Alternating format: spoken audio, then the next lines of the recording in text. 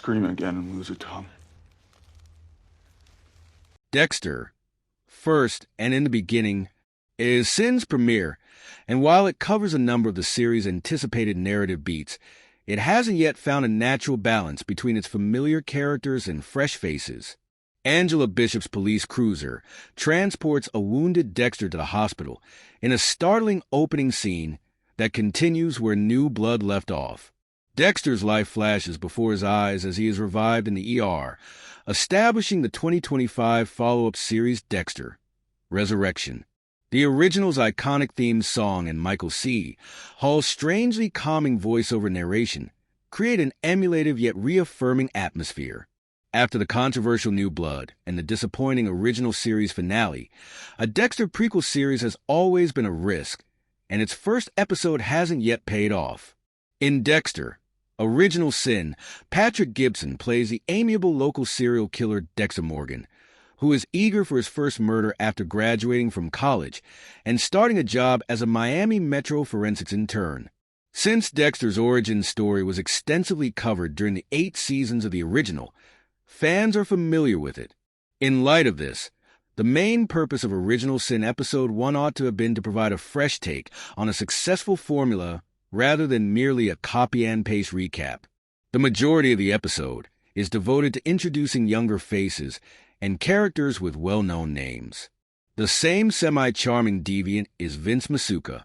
The same unrestrained and rebellious younger sister, Deborah Morgan, puts a nice spin on the siblings' eventual too-close-for-comfort relationship by dragging Dexter to his own college party.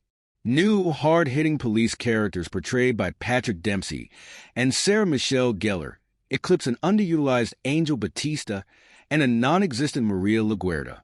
James Remar's somber and unyielding concern is replaced by Christian Slater's more sympathetic portrayal of Harry Morgan. Within a few crowded scenes, the most obvious plot point, Dexter's first kill, is introduced and repeated. Although it is an unavoidable and crucial aspect of Dexter's origin story, the entire Nurse Mary experience is hurried and disappointing. Her portrayal is rather cartoonish. She hugs a grieving relative of the elderly patient she killed while grinning wickedly. Even though she isn't fully developed, the series doesn't get going until she is introduced. The soundtrack, which sounds like a broken jukebox filled with early 90s hits, is used in an unsettling manner for the first 15 minutes. There are some fascinating details about Dexter's early years in Original Sin. He was a fan of WrestleMania, which may be a loose allusion to Harrison's wrestling in New Blood to start. He was recruited by the Miami Metro Forensics Department. He was a standout student in his pre-med program. He saved Deb from being beaten at a college party, and Ted Bundy was his biggest inspiration. While not necessarily revelatory to Dexter's lore, this information gives the series useful context. Nonetheless, the most significant backstory revelation concerns Harry, who apparently had another son who tragically drowned in a swimming pool while Harry was drinking beer and watching a football game on television. The fact that Patrick Gibson demonstrates that he is capable of handling the massive character's reins is the biggest relief of the Dexter Original Sin premiere. Original Sin's old and new Dexters make a winning combination, especially when paired with Michael C. Hall's wry and thoughtful voiceover. Even though it could result in a shaky premiere episode, the series might benefit greatly from getting Nurse Mary out of the way early. Gibson and Hall will be able to venture into new areas as Dexter develops a working relationship with CSI Chief Tanya Martin, his new boss. Leaning into what made the original series a classic is the best thing that can happen after a messy premiere. Beginning with Episode 2, Kid in a Candy Store, which sounds promising based on its title, Dexter will have to deal with more blood.